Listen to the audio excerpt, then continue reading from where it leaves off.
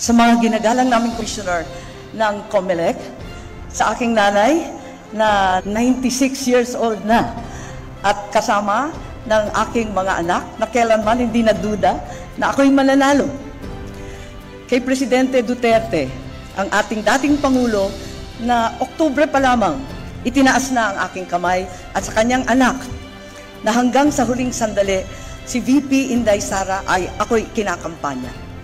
Sa inyong lahat, ang tagumpay na ito, kahit gaano kailap at kahirap, ay isang katibayan na kapag ikaw ay nanindigan para sa tama, mananalo ka.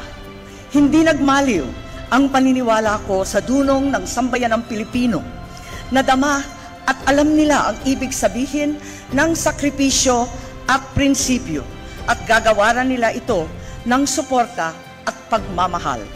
Mabuhay ang Pilipinas! Ikinararangal kong maging ika-12 sa listahan ang tumapos sa lahat na ito.